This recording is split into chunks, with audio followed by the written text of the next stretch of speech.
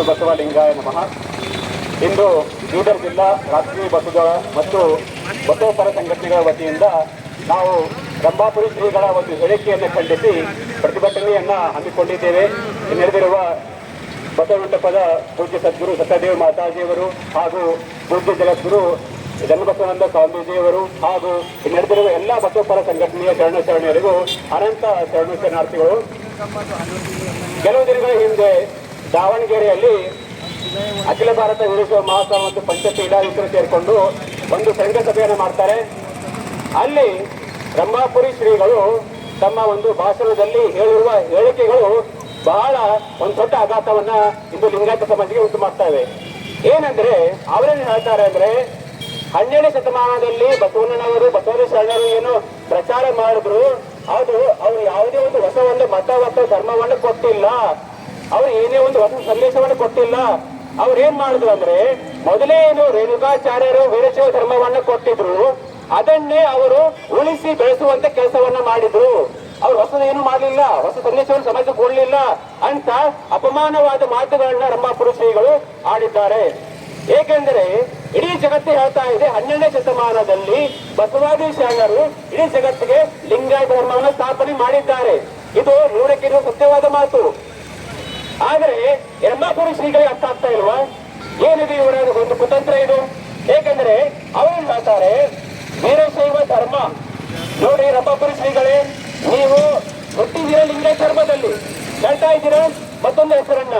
ನಾವು ತಂದೆಗೆ ತಂದೆ ಅಂತ ಹೇಳ್ಬೇಕು, ಮತ್ತೊಬ್ಬರನ್ನ ತಂದೆ ಅಂತ ಹೇಳ್ಬಾರ್ದು.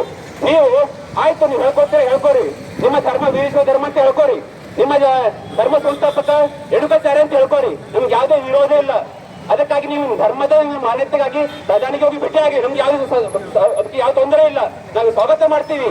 ಆದರೆ ಗುರು ಬಸವಣ್ಣನವರನ್ನ ನೀವು ವೀರಶೈವ ಧರ್ಮಕ್ಕೆ ನೀವು ಸೆಲೆಕ್ಟ್ ಆಗ್ತೀರಾ, ಇದಕ್ಕೆ ನಮ್ಮ ಸಂಪೂರ್ಣವಾದ ವಿರೋಧ ಇದೆ. ಯಾವ್ದ್ರಿ ವೀರಶೈವ ಧರ್ಮ? ಗುರು ಬಸವಣ್ಣನವರು ಏನ್ ಕೊಟ್ಟಿದ್ದಾರೆ? ಇಷ್ಟಲಿಂಗವನ್ನು ಕೊಟ್ಟಿದ್ದಾರೆ. ನಿಮ್ಗೆ ಎದೆ ಮೇಲೆ ಏನಿದೆ? ಇಷ್ಟಲಿಂಗ ಇದೆ. ಇಷ್ಟಲಿಂಗ ಯಾವ ಧರ್ಮ? ಲಿಂಗಾಯತ ಧರ್ಮದ ಒಂದು ಪ್ರಮಾಣ.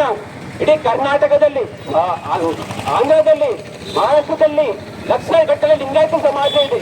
ಇದೇ ಸಾಕ್ಷಿ ಗುರು ಬಸವಣ್ಣನವರು ಲಿಂಗಾಯತ ಧರ್ಮ ಕೊಟ್ಟಿದ್ದಾರೆ ಅಂತ. ಇಂಥ ದೊಡ್ಡ ಸಾಕ್ಷಿ ಇದೆ. ಇಷ್ಟಲಿಂಗವನ್ನ ಹಿಡ್ಕೊಂಡು ನೀವು ಬೇರೆ ಧರ್ಮವನ್ನು ಹೇಳ್ತೀರಂದ್ರೆ ಇದು ಈ ಧರ್ಮಕ್ಕೆ ದ್ರೋಹವನ್ನ ಮಾಡ್ತಾ ಇದ್ದೀರಾ, ಸಮಾಜವನ್ನ ದಾರಿ ತಪ್ಪಿಸುವಂತ ಕೆಲಸ ಮಾಡ್ತಾ ಇದ್ದೀರಾ, ಮಾಡ್ಕೊಳ್ಳಿ. ಆದರೆ ಗುರು ಬಸವಣ್ಣನವರನ್ನ ನೀವು ರೇಣುಕಾಚಾರ್ಯರ ಕೆಳಗಡೆ ತೋರಿಸುವಂತ, ಅವರನ್ನ ಕೆಳಗೆ ತೋರಿಸುವಂತ, ಕೀಳಾಗಿ ತೋರಿಸುವಂತ ನೀವು ಉತ್ತಮ ಕೆಲಸವನ್ನ ಮಾಡ್ತಾ ಇದ್ದೀರಾ. ಇದು ಧರ್ಮದ್ರೋಹದ ಕೆಲಸ, ಗುರುದ್ರೋಹದ ಕೆಲಸ.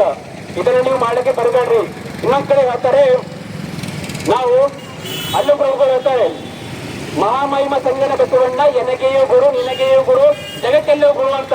ಇದು ನಿಮ್ಗೆ ಅರ್ಥ ಆಗಲ್ವಾ ರಂಭಾಪುರಿ ಶ್ರೀಗಳೇ? ನಾವು ನಿಮ್ಗೆ ಹೇಳ್ತಾ ಇದೀವಿ, ರಂಭಾಪುರಿ ಶ್ರೀಗಳೇ ಗುರು ಬಸವಣ್ಣನವರು ನಿಮಗೆಯೂ ಗುರು, ನಮಗೂ ಗುರು, ಇಲ್ಲಿ ಜಗಕ್ಕೆ ಕೂಡ ಗುರು, ಲಿಂಗಾಯತರಿಗೆ ಅಷ್ಟೇ ಅಲ್ಲ, ಈ ವಿಶ್ವಕ್ಕೆ ಗುರುವರಿದ್ದಾರೆ. ಅವರನ್ನ ನೀವು ಏನ್ ಮಾಡ್ತಾ ಇದ್ದೀರಿ? ಭಕ್ತರನ್ನಾಗಿ ಮಾಡೋದು, ರೇಣುಕಾಚಾರ್ಯರ ಕೆಳಗಡೆ ಅಂತ ತೋರಿಸೋದು, ಅವ್ರ ಭಕ್ತ ಧರ್ಮವನ್ನು ಉದ್ಧಾರ ಮಾಡಕ್ ಬಂದ್ರು ಅಂತ ಅವರನ್ನ ನೀವು ಎಷ್ಟು ಕೆಳಗಡೆ ಮಾಡಿ ನೀವು ಗುರುದ್ರೋಹವನ್ನು ಮಾಡ್ತಾ ಇದ್ರಿ, ಲಿಂಗ ಧರ್ಮದ್ರೋಹವನ್ನು ಮಾಡ್ತಾ ಇದ್ರಿ. ಇದನ್ನ ಇಡೀ ನಾಡಿನ ಬಸವ ಭಕ್ತರು ಖಂಡನೆ ಮಾಡ್ತಾರೆ. ನೀವು ತಿಳಿದುಕೊಂಡಿರಬಹುದು. ನಾವೇನು ಹೇಳಿದ್ರು ಕೂಡ ಈಗಾಗ ಯಾರು ಖಂಡನೆ ಮಾಡೋದಿಲ್ಲ. ಪರಮಪೂಜ್ಯ ಮಾತೆ ಮಹಾದೇವಿ ಎಂಬ ಒಂದು ದಿಟ್ಟ ಏನು ಹೋರಾಟಗಾರ್ತಿ ಇದ್ರು, ಮಹಾದಂಡ ನಾಯಕಿ ಇದ್ರು, ಅವ್ರು ಹೋದ ಮೇಲೆ ನಮ್ಗೆ ಯಾರು ಕೇಳೋರಿಲ್ಲ ಅಂತ ತಿಳಿದುಕೊಂಡಿರಬಹುದು. ಆದ್ರೆ ಅವರ ಒಂದು ಅನುಯಾಯಿಗಳು ಇನ್ನೂ ಪಂಚುವಂತ ಇದ್ದೇವೆ. ನಾವು ಪ್ರಾಣವನ್ನು ಕೊಟ್ಟರು ಗಾಢ ಧರ್ಮ ಗುರುವಿಗೆ ಅವಮಾನ ಆದ್ರೆ ನಾವು ಖಂಡನೆ ಮಾಡ್ತೀವಿ, ನೀವು ಪ್ರಾಣವನ್ನು ಕೂಡ ಕೊಡ್ತೀವಿ.